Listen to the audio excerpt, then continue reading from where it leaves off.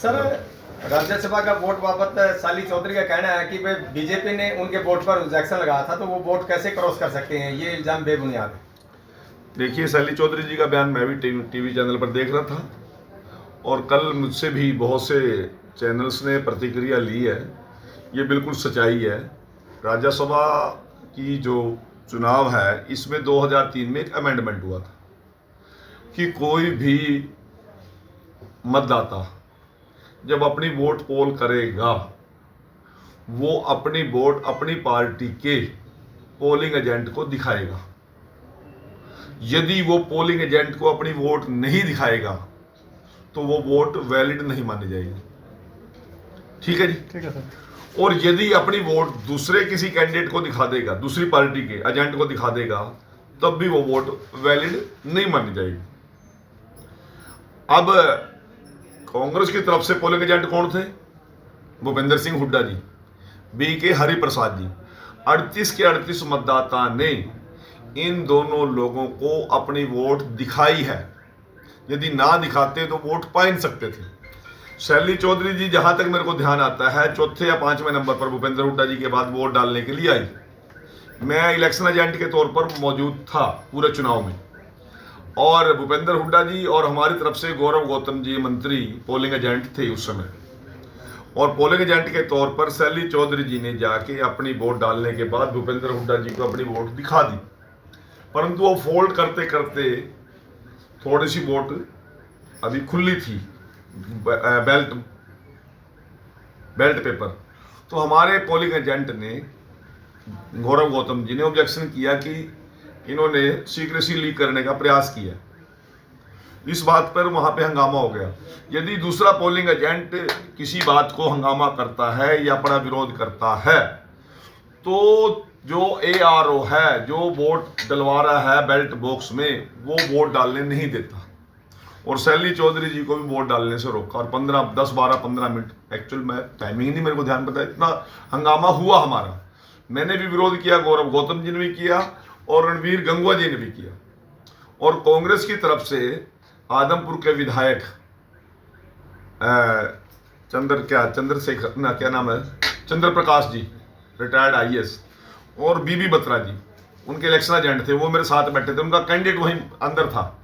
तो ये 15 मिनट तक हमारी लंबी चर्चा हुई। लंबी चर्चा होने के बाद भूपेंद्र हुड्डा जी ने कहा कि मैं आपको विश्वास दे रहा हूं कि सीक्रेसी शैली चौधरी जी ने नहीं आउट की, इसलिए आप इस वोट को पोल होने दो। ये हमारी वोट है। बीजेपी के लोग बिना वजह इस पर आरोप लगा रहे हैं, विरोध कर रहे हैं। तो अब इतना सीनियर लीडर ने जब ये बात कही, भूपेंद्र हुड्डा जी ने, तो फिर मैंने इस बात को ख़त्म किया। मैंने कहा, गौतम जी, इस बात को बंद कर दो। और जब हुड्डा जी हमारे सीनियर मोस्ट लीडर हैं और एज वाइज भी और एक्सपीरियंस वाइज भी, हमें इनकी बात को मान लेना चाहिए। तब भूपेंद्र हुड्डा जी के कहने पे ही हमने उनको वोट डालने का मौका दिया। उसके बाद वो क्या आरोप पड़ता रहा, वो कांग्रेस का मामला है, परंतु 100% शैली चौधरी जी ने जो बात कही है कि उनकी वोट पर 10 मिनट से लेकर 12-15 मिनट तक शोर शराबा भी हुआ, हंगामा भी हुआ, विरोध भी हुआ।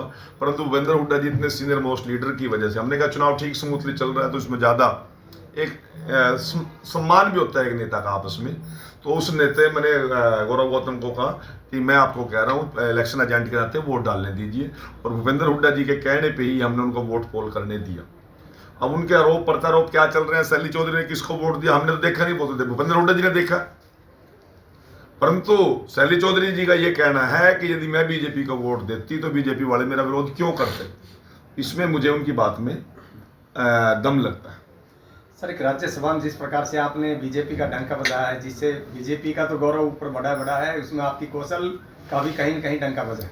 नहीं, देखिए, पार्टी की किसी कार्यकर्ता पे विश्वास करके जिम्मेवारी तय करती है, और जब कार्यकर्ता पे विश्वास करके कोई जिम्मेवारी पार्टी तय करती है तो कार्यकर्ता की जिम्मेवारी बनती है।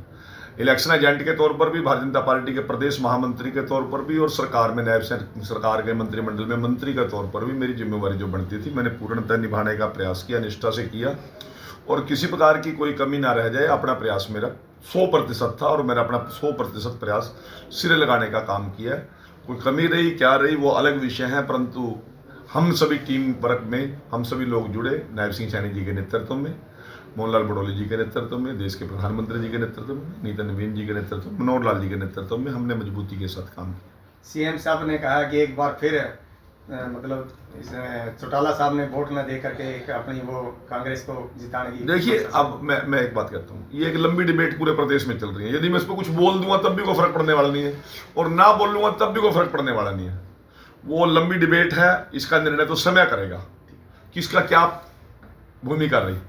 कोई सारे निर्णय आज ही होंगे ऐसा नहीं है, बहुत निर्णय समय के अनुसार भी होते हैं, बाद में भी होते हैं, और वो समय जो फैसला करता है वो सबके लिए ठीक होता है।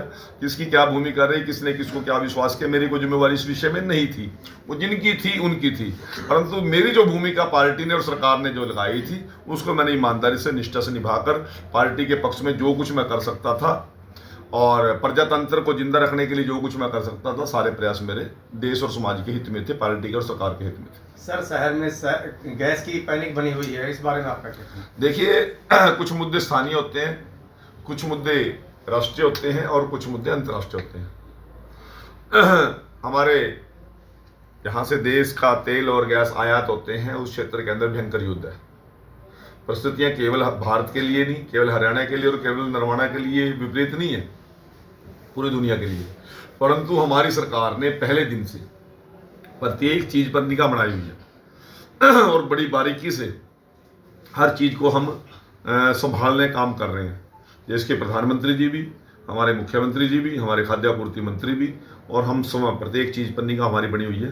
अधिकारियों को आपके माध्यम से डायरेक्शन देता हूं कि आम उपभोक्ता को किसी भी प्रकार की असुविधा ना हो, और ब्लैकमेलर और जमाखोरों को किसी भी कीमत पर बख्शा नहीं जाएगा यदि कोई इस प्रकार की हरकत करे। और मैं तो आपके माध्यम से सभी लोगों को विश्वास दिलाना चाहता हूँ, जब पानी की किल्लत पंजाब की वजह से आई थी, हमने तब भी प्रयास करके लोगों को किसी प्रकार की असुविधा नहीं होने दी, और आज भी उन सभी लोगों को विश्वास दिलाता हूँ कि आपको किसी प्रकार की असुविधा नहीं होगी।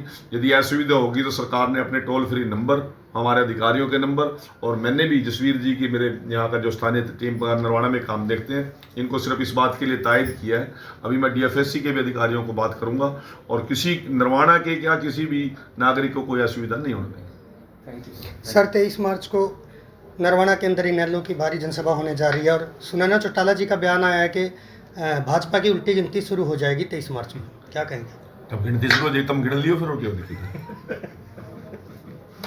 जी, धन्यवाद।